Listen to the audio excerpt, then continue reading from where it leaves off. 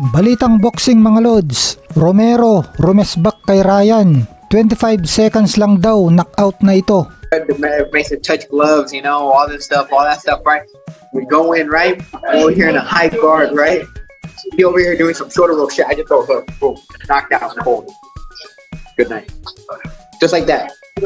At Casimero, pasusukuin daw niya lahat sila. Sinabi niyang sila, kaya kasama na dito si Luis Nery at Naoya Inoue. Pagkatapos ngang manalo ni social media sensation Ryan King Ray Garcia kay Oscar Duarte via 8th round knockout kahapon, ay agad niyang hinamon ang kasalukuyang kampiyon na may hawak ng WBA World Super Lightweight title na si Rolando Rolly Romero. Sinabi nga ni Ryan Garcia na gusto niya daw maging champion, kaya niya gustong labanan si Rolly Romero. At dahil baliw daw itong si Romero at tingin niya na nakakaaliw na laban ito, lalo na at agresibo ang estilo ni Romero sa pakikipaglaban, kaya magandang matchup daw ito ayon kay Ryan Garcia. Ngayon naman, agad naman rumesponde itong si Rolly Romero via FightHype.com. Natawa si Romero sa paggaya ni Ryan Garcia sa shoulder roll defense ni Mayweather. Hindi daw kasi bagay kay King Ray ang shoulder roll dahil hindi daw natural sa kanya ito.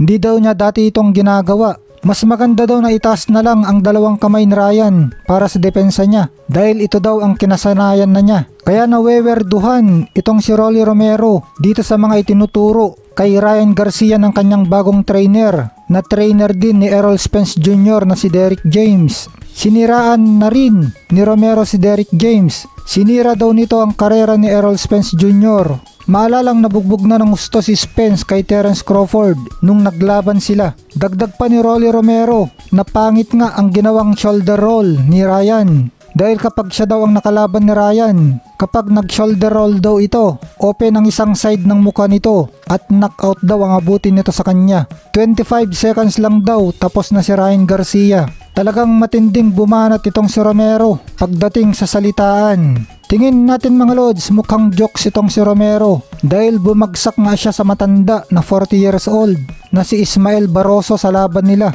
Bagaman tinalo niya ito sa controversial na stoppage para makuha ang kampyonato. Sa ibang balita naman, nagpost si John Riel Casimero sa kanyang Cuadro Alas It's My Boy YouTube channel kung saan ipinakita niya ang mga knockdown highlights niya nung nasa 108 pounds junior flyweight pa siya at nilagyan niya ng titulo ang kanyang video.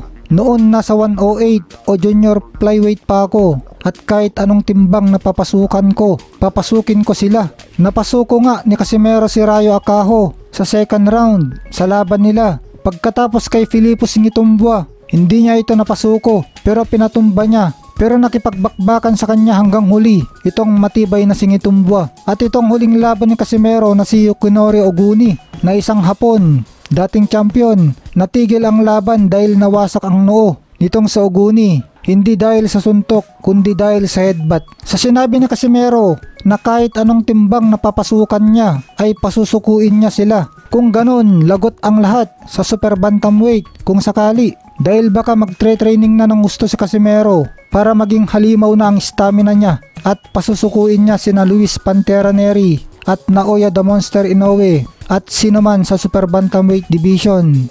Tingin niyo mga lods, magagawa kaya ito ni Casimero na pasukuin sina Luis Pantera Nery at Naoya the Monster Inoue at sino man sa super bantamweight division? Comment na mga lods at pag-usapan natin yan.